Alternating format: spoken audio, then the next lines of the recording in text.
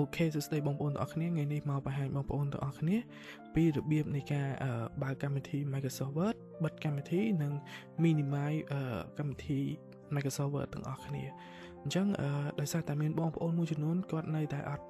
ទាន់ច្បាស់ពីរបៀបនៃការបើកឬក៏បិទ Microsoft Word អញ្ចឹងថ្ងៃនេះខ្ញុំមកបង្ហាញបងប្អូនទាំងអស់គ្នា OK អញ្ចឹងរបៀបបើក Microsoft Word គឺមានច្រើនប្រភេទដូចជាប្រភេទទី1នេះខ្ញុំចុចលើនេះicon របស់ Microsoft Word នេះមកអញ្ចឹងខ្ញុំគ្រាន់ចុច2ដងមក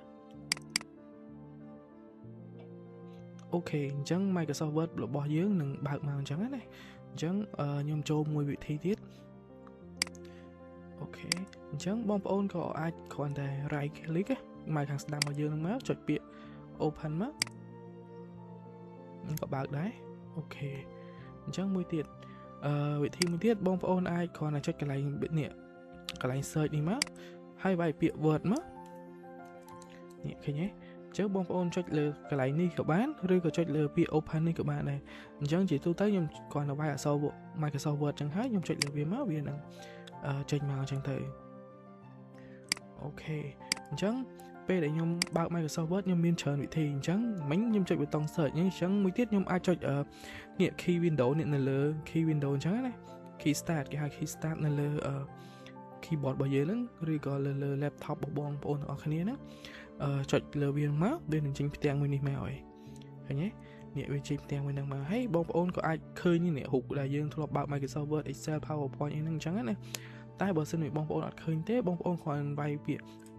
Word មកនេះហើយចុច key enter ទៅវានឹងបើកដូចគ្នាអូខេបន្ទាប់ពីបើកហើយបងប្អូនក៏អាចចុចលើពាក្យ blank document មកអូខេអញ្ចឹងបើសិនជាបងប្អូនគិតថាបងប្អូនចង់ដកវាចេញសិនថាអត់ចង់មើលឃើញវាអញ្ចឹងបងប្អូនគ្រាន់ចុចសញ្ញាដកនេះមកវានឹងមកពហុំទូចនៅលើនេះtaskbar របស់យើងនេះចាំមើលខ្ញុំចុចលេខសញ្ញាដកហ្នឹងណាឃើញទេអញ្ចឹងវានឹងចូលមកក្នុងកន្លែង taskbar របស់យើងហ្នឹងអញ្ចឹងពេលដែលវាចូលក្នុងកន្លែង taskbar ហ្នឹងហើយបងប្អូនគ្រាន់តែចុចលើ word នេះវិញមកវានឹងបើកមកវិញហើយអញ្ចឹងណាអូខេអញ្ចឹងមួយទៀតកន្លែងបរិបរួមឲ្យវាទូចអញ្ចឹងបងប្អូនក៏អាចចុចកន្លែងប្រអប់នេះដែរអញ្ចឹងចុចកន្លែងនេះមកវានឹងពហុទូចមកឲ្យយើងហើយអញ្ចឹងចង់បានធំបងប្អូនទាំងអស់គ្នាគ្រាន់តែចុចកន្លែងប្រអប់ធំវិញមកវានឹងធំមកវិញនេះអញ្ចឹងណាពហុទូចធំហើយបងប្អូនក៏អាចសេរីវាទៅតាមទំហំដែលបងប្អូនចង់បានដែរអញ្ចឹងឧទាហរណ៍ទូចប៉ុណ្ណឹងហើយប៉ុន្តែខ្ញុំអត់ចង់បានទូចប៉ុណ្ណឹងខ្ញុំចង់ទូចជាងនឹងទៀតអញ្ចឹងបងប្អូនគ្រាន់តែយកម៉ៅរបស់បងប្អូននេះយកមកសេរីកន្លែងនេះមកនេះបរិបរួមវាមកឃើញទេបរិបរួមវាមកបានដូចគ្នាអូខេអញ្ចឹងឧទាហរណ៍ខ្ញុំថាខ្ញុំបើក Microsoft Word មួយអញ្ចឹងណានេះខ្ញុំចង់បានប៉ុណ្ណឹងអញ្ចឹងខ្ញុំចង់បាន Microsoft Word មួយទៀតនេះគ្រាន់ខ្ញុំវាយ Word មួយទៀតមកខ្ញុំបើកវាមកឃើញទេវាបាន2អញ្ចឹងណាអូខេអញ្ចឹងរបៀបទាំងអស់ហ្នឹងគឺបងប្អូនមួយចំនួនគឺគាត់អត់តន់បានដឹងច្បាស់ទេអញ្ចឹងខ្ញុំក៏មកបង្ហាញម្ដងទៀតទៅអញ្ចឹងឧទាហរណ៍ថាខ្ញុំចង់ដកអានេះចេញសិនខ្ញុំអត់តន់ចង់ឲ្យវាបង្ហាញទេខ្ញុំដកអាទី2ចេញសិនណាអញ្ចឹងចុចសញ្ញាដកហ្នឹងណាឃើញទេវានឹងមកពហុចេញមកតែមួយទេអញ្ចឹងបើសិនជាបងប្អូនចង់បើកវាមកវិញបងប្អូនគ្រាន់តែមកកន្លែង taskbar របស់បងប្អូនមកហើយជ្រើសរើសយក document ទី2មកនេះឃើញទេវានឹងបើកមកវិញ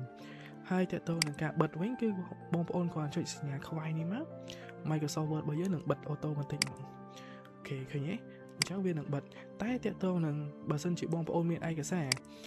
រវានៅក្នុងនេះឧទាហរណ៍ថាបងប្អូនបានសរសេរពាក្យអីមួយនៅក្នុងនឹងអញ្ចឹងទៅឧទាហរណ៍ខ្ញុំសរសេរពាក្យ hello world ចេះទៅយ៉ាខំ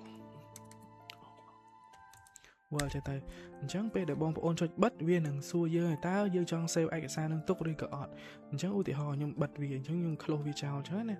close វាចោលខ្ញុំចុចសញ្ញាខ្វៃនេះមកខ្ញុំនឹង close វាអូខេវានឹងសួរយើងថាតើយើងចង់ save ឯកសារហ្នឹងឬក៏អត់តែបើសិនជាបងប្អូនចង់ save វាបងប្អូនគ្រាន់ចុច save ទៅហើយជ្រើសរើសទីតាំងណាមួយដែលបងប្អូនចង់ទុកអញ្ចឹងឧទាហរណ៍ទុកលើ desktop ឬក៏ទុកក្នុង drive D ឬ drive C របស់បងប្អូនអញ្ចឹងបើ drive D drive C វានៅក្នុង disk computer នេះអញ្ចឹងបងប្អូនចុចមកឲ្យបងប្អូនចង់ save វានៅណា drive C ឬក៏ drive D តែជាទូទៅខ្ញុំ recommend ឲ្យបងប្អូនដាក់វានៅក្នុង drive D ទៅវាល្អជាងអញ្ចឹងណាអញ្ចឹងបើបងប្អូនចង់ដាក់លើ drive D ក៏បានដាក់លើ desktop នេះក៏បានដែរ desktop នេះវា save ទៅក្នុង drive C ណា nèវា save ក្នុង drive C នេះចឹងពេលដែលបងប្អូនដាក់លើ desktop វានឹងចូលទៅក្នុង drive C automatic ហើយចឹងណាអូខេហើយចុច save មកវានឹង save automatic ឲ្យយើងហើយមួយទៀតបើសិនជាបងប្អូនអត់ចង់ save ទេបងប្អូនគ្រាន់តែចុចថា don't save ទៅវានឹងអត់ save ឲ្យយើងវានឹងបិទ Microsoft Word ហ្នឹងហ្មងអញ្ចឹងតើតើនឹងការបើក Microsoft Word បិទ Microsoft Word ឬក៏ដក Microsoft Word ចេញពីផ្ទាំងនេះមកក្នុង taskbar នេះហើយនឹងការបរិយាព្រមមានតែប៉ុណ្្នឹងបើសិនជាបងប្អូនមានចម្ងល់តាក់ទងនឹងអ្វីមួយផ្សេងទៀតបងប្អូនអាច comment បាននៅក្នុងវីដេអូនេះអរគុណសម្រាប់ការតាមដានវីដេអូមួយនេះជូនពរសំណាងល្អទាំងអស់គ្នា